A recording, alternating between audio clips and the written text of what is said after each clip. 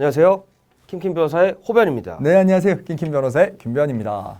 아무래도 이 팬데믹 시대에 경기가 정말 어렵고 많은 진짜 시민분들이 힘겹게 하루하루 보내고 계신데 생활이 어려운 만큼 뭐 은행에서 대출을 받는다거나 아니면 뭐 금융권 대출이 어려워서 개인적으로 돈을 빌리고 또 뭐 사채업자 같은 사람한테 돈을 빌리는 경우가 굉장히 많아요 요새. 그래서 사실 이제 그런 상황에서 제일 관건이 이자죠. 이자가 사실은 사람을 잡아먹는다고. 이자가 참 무서운 건데 계산하기도 힘들고 뭐 계산을 잘못해버리면 과도한 이자 때문에 계속해서 이자만 갚다가 결국에 그게 불어나게 되는 이런 상황이 돼버리게 되는 거니까. 그 돈이 여러분 다들 아시다시피 재력이 넘치는 김변희. 제가요? 어려운 내가 왜요? 혼자 외롭게 살아가고 있는 호변한테 나 정말 힘드니까 1,000만 원만 빌려줘 하면서 김변희 선심쓰시 빌려줄게. 근데 이자 1년에 40%야 라고 했을 때 제가 진짜 그런 상황이라고 치자고요. 만약에 정말로 돈을 은행권에서 다 대출 거절당하고 저축은행도 다 거절당하고 그럼. 1금융권, 2금융권 거절당하고 나가지고 이제 마지막에 남은 것이 갈 곳이 사채, 없는데. 갈 곳이 없는데 아무도 안 빌려주는. 딱 사채업자 필 나잖아요. 잘못 보면 사채야. 야씨. 너무, 그거 봐봐 너무, 전반적으로. 너무 화이트톤이야? 그런 경우에 이제 예전에는 특히 이자와 관련된 법적 상식이나 법적 지식이 널리 퍼져 있지 않아서 그런 부분에 있어서 과도한 이자를 청구하는 거를 당연히 줘야 되는 건 줄 알고 주는 경우도 있었는데 이런 걸 제한하는 법률이 있죠. 그렇죠. 바로 이자 제한법입니다. 이자 제한법입니다. 왜냐하면은 어찌됐건지 간에 사인 간에 서로 돈을 빌려주거나 하는 부분들 같은 경우나 또는 뭐 금융권에서 돈을 빌려줄 때 뭐 대출 계약, 대여 계약을 체결하는 것 자체, 그다음 이자를 정하는 것 자체는 사실은 민법의 대원칙인 사적 자치 원칙 하에서 원하는 대로 원래 정할 수 있어야 되는데 그렇지만 이게 너무 이자가 과도해지게 되면은 돈을 빌리는 사람으로 하여금 굉장히 큰 경제적 부담을 가질 수 있게 하기 때문에 나라에서 일정 부분 제한을 한 거고 그래서 이자 제한법을 통해 가지고 이자율을 제한을 해놓은 거죠. 대통령령으로 규정이 됩니다.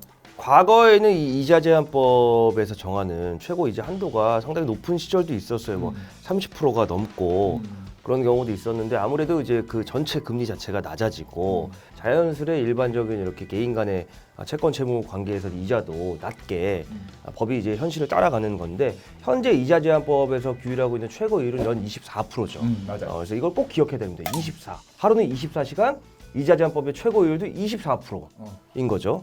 드립력 좋네요. 이게 뭐야 암기, 이제 연상 암기라고 24시간이 안 해요 학창 시절에. 그래서 그렇죠 24시간이 모자라. 자신 있게 치란 말이야 드립을. 뒤에서 이렇게 쓱 빠져가지고 24시간이 모자라 이렇게 하지 말고 자신 있게 치라고. 김변희 진짜 사채업자라고 칠게. 리얼하게. 난 진짜 너무너무 돈이 필요하고 당장 1,000만 원을 구하지 않으면은 당장 내 요번 달 자영업을 하고 있는 가게가 운영이 안 되고 생활이 안 되고 안 돼. 집에 생활비 쓸 돈이 그럼. 없고 쌀은 떨어졌고 그럼 빌리지 않겠습니까? 빌릴 수밖에 없죠. 근데 여기저기 다 얘기했는데 다 안 되고 마지막 남은 사채업자 김변희인데 40%라고 했는데 만약에 제가 몰랐어 이 법률을. 근데 한 가지 이제 짚고 넘어갈 것은 24%를 초과하는 이자를 갚은 거 있죠. 그 부분은 이제 무효입니다. 뭐죠? 무효고 그 부분은 원본에 충당한 걸로 보죠. 그러니까 원금에 이제 깎이는 걸로 보는 거예요. 예를 들어 가지고 제가 호변한테 1,000만 원을 40%로 빌려줬는데 그럼 1년이 지나고 나면 400만 원을 이자를 줘야 되는 거잖아요. 근데 240만 원까지 24%는 240만 원까지만 유효하고 나머지 금액 같은 경우는 원금에 충당된 거기 때문에 그 차액만큼만 갚으면 된다는 그렇죠. 거죠. 그래서 만약에 제가 1년 뒤에 원금은 제가 아직 형편이 나아지지 않아서 원금은 못 갚고 400만 원만 먼저 줬어요. 나는 이자 40% 진짜 줘야 되는 줄 알고. 그러면 240만 원은 합법적인 이자입니다. 그래서 이자로 충당되고 나머지 160만 원은 무효기 때문에 내가 1,000만 원 원금 갚을 거에서 160만 원 공제되는 거예요. 그러니까 남아있는 원금은 결국 840만 원이고 거죠. 계속해서 원금을 못 갚아서 이자가 붙는다고 하면 원금 840에 대해서만 24%의 이자가 붙는 겁니다. 이걸 기억하셔야 돼요. 똑똑해요. 코렉트! 똑똑해 정답이에요. 의외로 되게 법적 지식이 있네요. 사채업자 치고는 굉장히 스마트하십니다. 아니 사채업자 무시하는 게 아니고요. 법대 나오는 사채업자시군요. 그래서 이런 거는 사실은 근데 알고 계시는 분들도 많은데 특히 이제 소액을 빌리면서 뭐 일수라든가 뭐 이제 소위 그렇게 개인적으로 돈을 빌리는 경우에 이걸 몰라서 이자는 이자대로 추심되면서 아직도 원금은 그대로야라고 이걸 악용하는 여전히 악덕 채권자들이 있습니다 분명히. 그리고 이런 걸 모르기 때문에 정말 힘들게 벌어서 이자까지 갚았는데 원금도 일정 부분 갚은 것임에도 불구하고 난 아직 원금에 덫에 빠져서 계속 시달리는 분들이 있어서 이거는 꼭 명심하셨으면 좋겠어요. 그래서 많은 분들이 또 궁금해하시는 부분이 이제 선의자 부분이에요. 왜냐하면 선의자가 옛날에 굉장히 횡행했었거든요. 뭐 지금도 선의자를 개인 사채업자 가운데서는 또 떼시는 분들도 계시고 한데, 예를 들어서 제가 호변한테 1,100만 원을 빌려준다고 한번 가정을 해봅시다. 1,100만 원을 빌려주면서 100만 원은 선의자예요. 이러면서 1,000만 원만 만약에 줬어요. 자, 이랬을 때 이제 문제가 됐을 때 이 선의자 자체가 무효냐고 이렇게 물어보시는 분들이 많은데, 선의자 계약 자체는 답부터 말씀드리면 무효는 아닙니다. 다만 이제 원금 자체가 1,000만 원으로 보는 거죠. 그렇죠. 원금 자체를 1,100만 원을 빌려준 게 아니라 1,000만 원으로 보는 거고, 그리고 그럼 이제 1년이 지났어요. 빌려준 거는 1,000만 원이고 선의자를, 저는 사실 100만 원이니까 제 돈은 1,000만 원만 간 거잖아요. 1,000만 원만 간 건 나중에 호변한테 저는 1,100만 원을 청구할 수 있긴 합니다. 결국에는 따지고 보면은 1,100만 원, 저는 이제 100만 원의 이자 수익이 발생을 하게 되는 거죠. 사실 이 경우는 이제 선의자가 이제 100만 원이니까 10%로 약정을 한 거예요, 사실은. 구상으로는.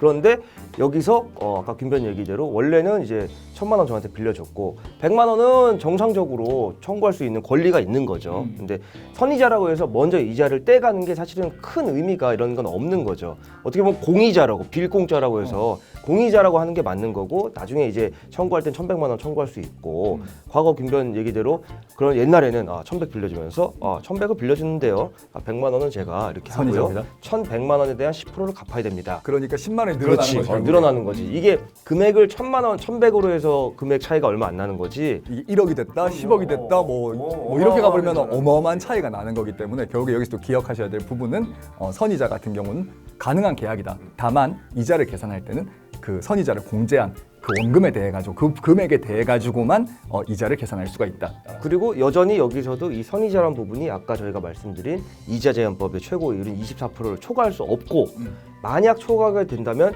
원본에 충당한 것을 보는 거죠. 그렇죠. 그 선의자 자체 개념을 뭐 복잡하게 생각하지 마시고 먼저 떼고 결국 내 손에 실제 들어온 것만 원금이다 라고, 이 경우에도 나머지 갚을 이자의 최고 한도는 24%다라는 것이고, 법적인 얘기는 그렇고, 왜 이렇게 오늘 정말 선의자라는 단어가 너무 잘 어울리시죠? 선의자가요? 마치 사채업자 같아요. 당신이 40대들 나가는 아이돌 프로가 있다고 하면 여기 보통 이제 아이돌 가수들이 예명 같은 거 달고 오잖아요. 이렇게 선의자.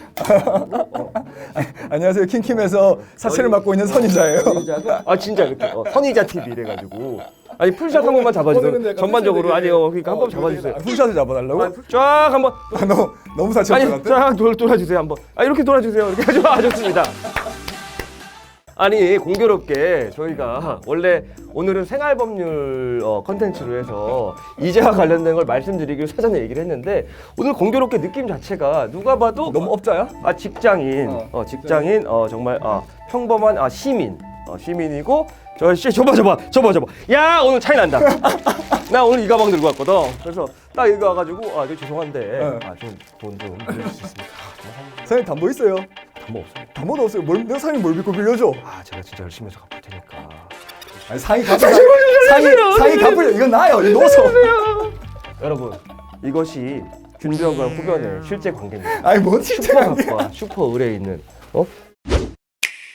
자, 아무튼지 오늘 저희가 생활법률 꿀팁은 이 이자 관련해서는 사실 대출의 시대라고 해도 과언이 아니기 때문에, 일반 금융권에서 일어나는 뭐 추심이나 이런 거는 당연히 그 법의 한도 내에서 절차에 적법하게 그렇게 할 텐데, 개인 간의 채권 채무 거래에서 간혹가다 이런 불상사가 일어나기 때문에 이런 부분 꼭 명심하셨으면 좋겠습니다. 은행이나 뭐 금융권 같은 경우는 사실 이자 계산 자체를 너무나 명확하게 하기 때문에 걱정하실 필요가 없는데, 사실 결국 문제가 되는 거는 코너에 몰려 있는 서민보다 더 정말 힘드신 분들이거든요. 그렇기 때문에 그런 분들 같은 경우에 정말로 이런 부분을 잘 숙지를 하셔가지고 내가 빌리고 계약한 것만큼만 갚는, 그리고 그 손해가 나지 않게 그런 부분들 잘 하시고, 정말 과도한 채무는 여러분의 삶을 힘들게 할 수 있습니다. 그거 잊지 마시고. 네, 알겠습니다. 그럼 다음번에 더욱더 알찬 정보로 돌아오도록 하겠습니다.